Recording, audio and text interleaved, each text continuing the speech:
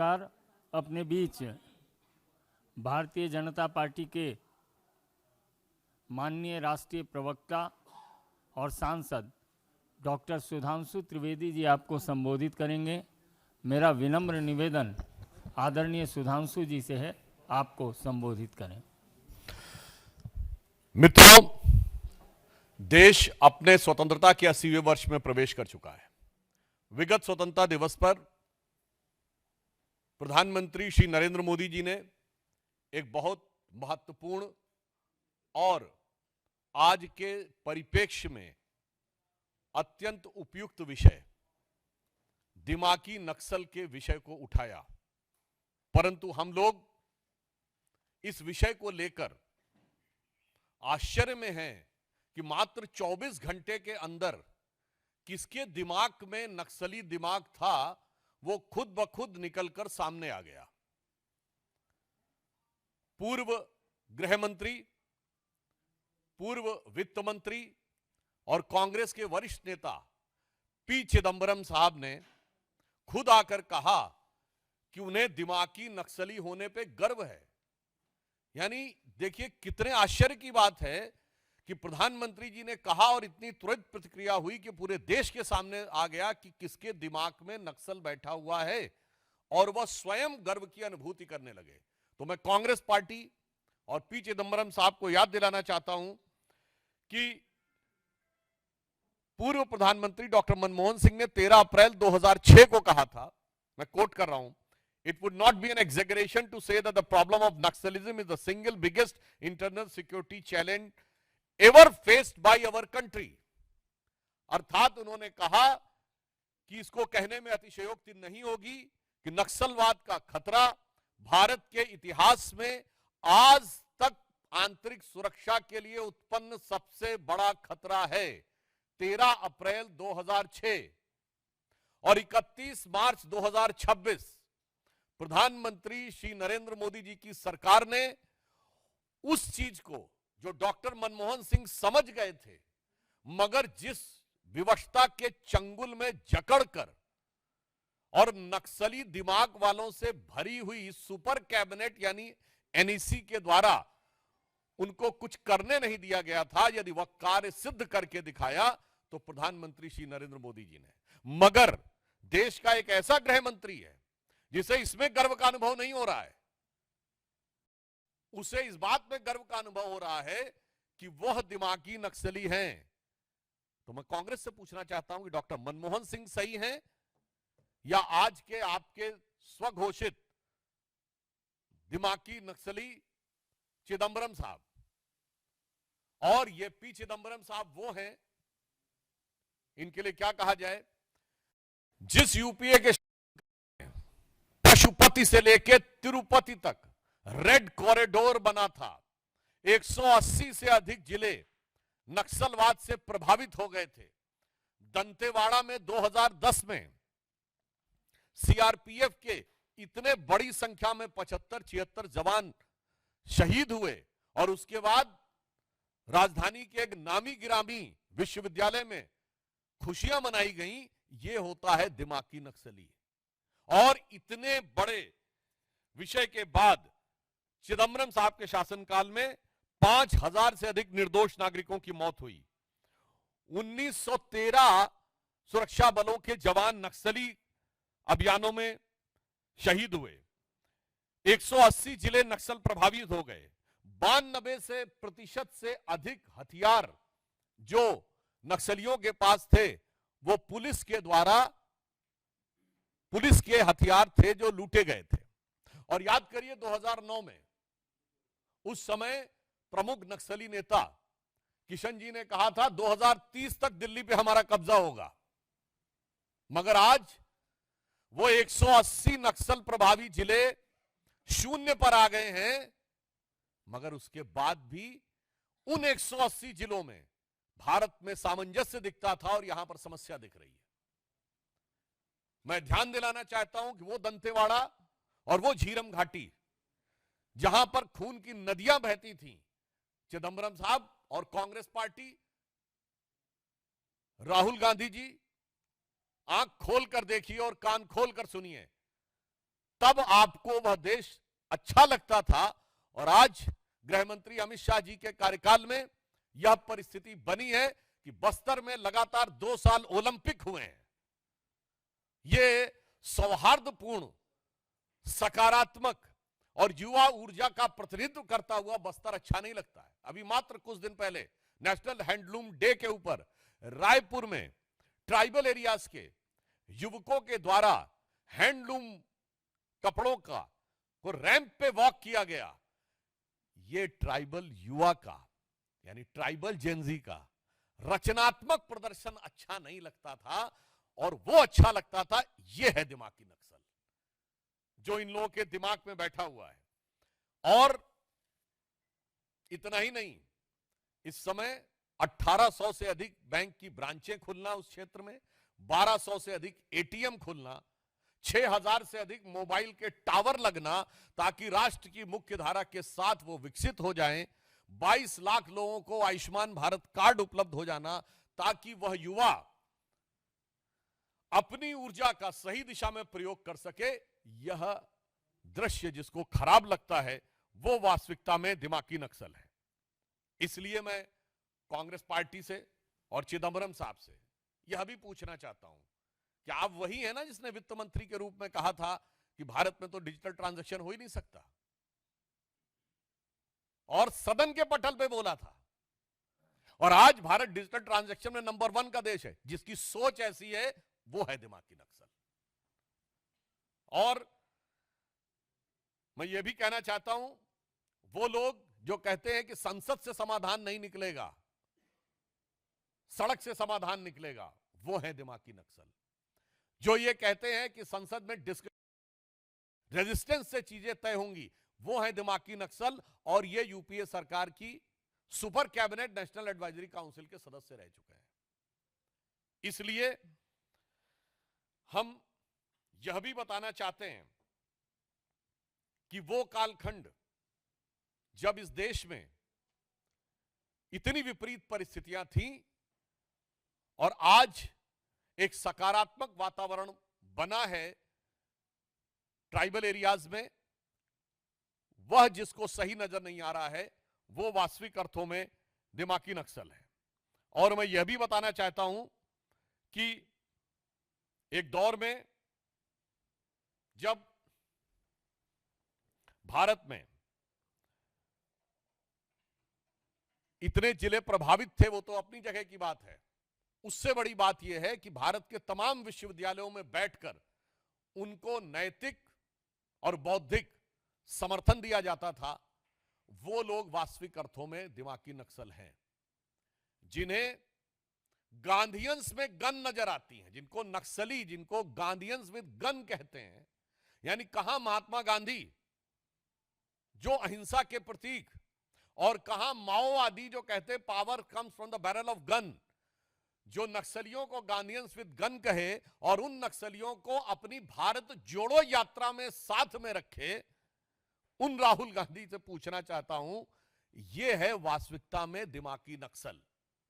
और इसीलिए हम यह भी कहना चाहते हैं कि चिदंबरम साहब हो या कांग्रेस पार्टी, ये वही लोग हैं जिनको एक विशेष प्रकार की चीज में अलग लगाव नजर आता है और दूसरे प्रकार की चीज में दुराव नजर आता है। मैं उदाहरण के लिए बोलना चाहता हूं, प्रधानमंत्री श्री नरेंद्र मोदी जी ने इन्वायरमेंट के लिए काम करने वाले उन लोगों को सम्मानित किया है, जैसे कर्नाटक की रानी गौड़ा जिन्होंने 1 लाख से अधिक वृक्ष लगाए, एक अन्य कर्नाटक की महिला जिनको वृक्ष माता कहा जाता है। और याद करिए, वो आई थी पद्म अवार्ड लेने नंगे पैर राष्ट्रपति भवन में। मगर ये लोग इन्वायरमेंटलिस्ट नजर नहीं आते थे, जो लोग एयर कंडीशन कमरों में दिल्ली में बैठकर और भारत चीन सीमा के ऊपर होने वाले भारत की सुरक्षा की दृष्टि से महत्वपूर्ण इंफ्रास्ट्रक्चर को रोकने का काम करते थे, वो लोग इन्वायरमेंटलिस्ट नजर आते थे। और जो ये कहता था, जो सरकार ये कहती थी कि हमारी तो दशकों से स्थापित नीति है, कि होना ही नहीं चाहिए सीमा के ऊपर इंफ्रास्ट्रक्चर, वो है दिमागी नक्सल। इसलिए हम ये कहना चाहेंगे कि संयोग देखिए कि माननीय प्रधानमंत्री जी ने स्वतंत्रता दिवस पे बोला था, और आज नागपंचमी आते आते ये जितना दिमागों में जहर था वो सब पूरे दिमाग से उजागर होकर उन्होंने खुद स्वीकार कर लिया कि हम क्या हैं। तो मैं सिर्फ अंत में यह कहना चाहूंगा कि माननीय प्रधानमंत्री जी ने जो संकेत दिया है यह बहुत सहज और स्वाभाविक है। इसके लिए किसी को दिमाग पे जोर लगाने की जरूरत नहीं है, सिर्फ आंख खोलकर देखने की जरूरत है।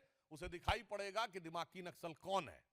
दिमागी नक्सल वो है जिसको हाफिज में साहब नजर आता है, याकूब मेनन में जुडिशियल किलिंग नजर आती है, जिसको ओसामा में जी नजर आता है, जिसको जाकिर नायक में शांति का मसीहा नजर आता है, जिसको इशरत जहां में बेटी नजर आती है, बुरहान वानी में भटका हुआ नौजवान नजर आता है, और भारत के सेना अध्यक्ष में सड़क छाप गुंडा नजर आता है। यह है वो दिमागी नक्सल। और आज हर भारतीय को इस चीज को सिर्फ आंख खोलकर देखने की जरूरत है और कान खोलकर समझने की जरूरत है। स्वतः समझ में आ जाएगा। और उन लोगों ने जब स्वयं स्वीकार कर लिया है तो हमें लगता है अब किसी प्रकार का कोई संदेह या किंतु परंतु किसी देशवासी के मन में नहीं रह गया है कि जो माननीय प्रधानमंत्री जी ने कहा था कि कांग्रेस अब मुस्लिम लीगी माओवादी कांग्रेस हो गई है, तो अब उन्होंने खुद कह दिया है कि वो सिर्फ मुस्लिम लीगी माओवादी कांग्रेस नहीं बल्कि दिमागी नक्सल कांग्रेस भी हो गई है। ये उन्होंने स्वयं स्वीकार कर लिया है। मित्रों, इस विषय से जुड़े सभी प्रश्न आमंत्रित हैं। ब्रह्म प्रकाश दुबे।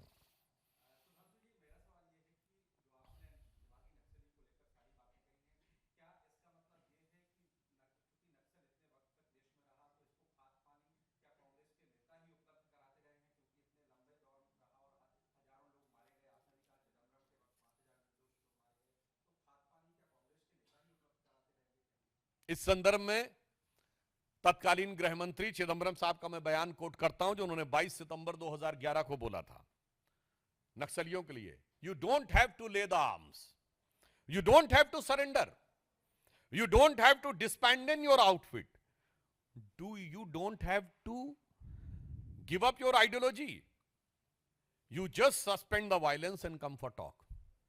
आप हथियार भी मत छोड़िए, आप सब कुछ यथावत रखिए, अपना विचार भी मत बदलिए, हम तब भी आपको स्वीकार करने को तैयार हैं। और एक हमारे गृह मंत्री थे, उन्होंने बिल्कुल साफ कहा कि गोली के द्वारा विचार नहीं हो सकता, हथियार छोड़ेंगे आप, राष्ट्र की मुख्य धारा में आएंगे। और कितने ही लोगों ने आत्मसमर्पण किया, राष्ट्र की मुख्य धारा में आए।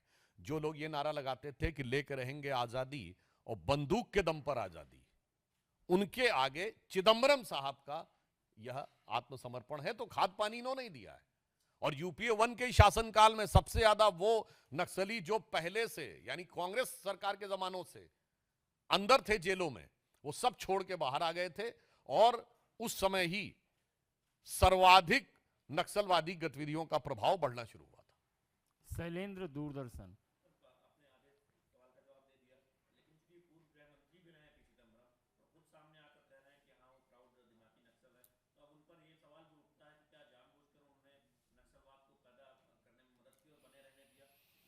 ये देश को सोचना चाहिए कि उन्होंने ये वाक्य स्वयं बोला है या किसी के इशारे पे बोला है। उनकी इस बात के तार सिर्फ उनके दिमाग की उपज है या कहीं और से भी जुड़े हुए हैं। क्योंकि आजकल कांग्रेस पार्टी और राहुल गांधी जी के भी जो सलाहकार हैं वो इसी प्रकार के हो गए हैं, जो ये कहते हैं, याद करिए चुनाव के समय इनके एक प्रमुख सलाहकार अंकल सैम बोले थे ना कि उत्तर भारत वाले तो यूरोप से आए हैं और पश्चिम भारत वाले अरब से आए हैं, दक्षिण भारत वाले अफ्रीका से आए हैं, पूर्वी भारत वाले चाइना से आए हैं। तो जिसको ये वाला भारत अच्छा लगता है और एक भारत श्रेष्ठ भारत, सभी भारतीय भारत माता की संतान है, ये अच्छा नहीं लगता, वही दिमागी नक्सल है। तो हो सकता है चिदंबरम साहब से ये कहा गया हो कांग्रेस पार्टी अथवा राहुल गांधी जी के द्वारा कि इस प्रकार का बयान वो बोलें और वो इसके लिए फिट भी हैं, क्योंकि गृह मंत्री के रूप में और वित्त मंत्री के रूप में भी उनका आचरण यही दर्शाता है। पीयूष आज तक।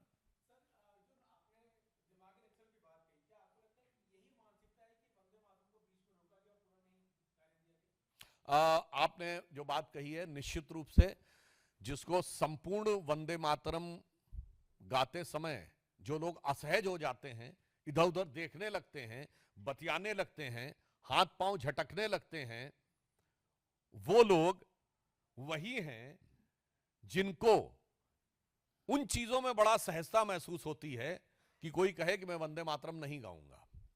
ये वो लोग हैं जिनको जय श्री राम में वॉर क्राई नजर आता है, मगर सर तन से जुदा में सुमधुर सेकुलर संगीत दिखाई पड़ता है। मानो रिपब्लिक भारत।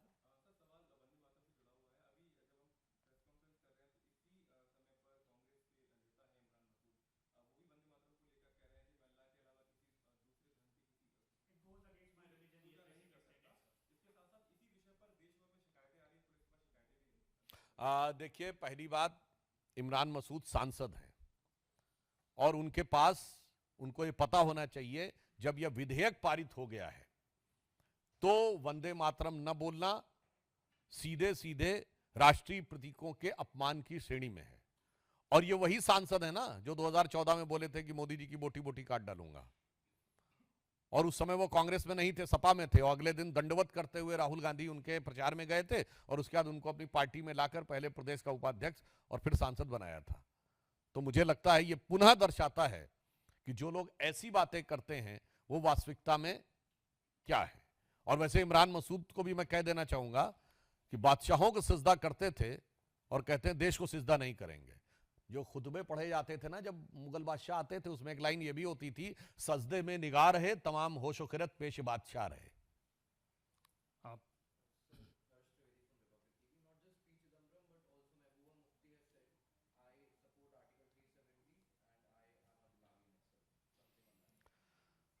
देखिए, उनके बारे में तो हम सबको पता है कि जब कश्मीर घाटी में नारे लगते थे कि हम लेके रहेंगे आजादी और बंदूक के दम पर आजादी, वो भारत अच्छा था। जब उनके कालखंड में कश्मीर घाटी में आईएसआईएस और पाकिस्तान के झंडे फहराए जाते थे और भारत के झंडे जलाए जाते थे, और भारत के राज्यपालों की, कश्मीर के राज्यपालों की, मुख्यमंत्रियों की हैसियत नहीं होती थी कि लाल चौक पे झंडा फहरा दें, वो भारत अच्छा था। और यही महबूबा मुफ्ती जी हैं, इनके पॉलिटिकल असेसमेंट को क्या कहा जाए, इन्होंने कहा था धारा 370 हट जाएगी तो तिरंगे को कंधा देने वाला कोई नहीं मिलेगा। आज डल लेक के ऊपर तिरंगों की कतार देखिए और उसके बाद महबूबा जी से कहिए कि आप अपने गिरेबान में झांकिए। बहुत बहुत धन्यवाद।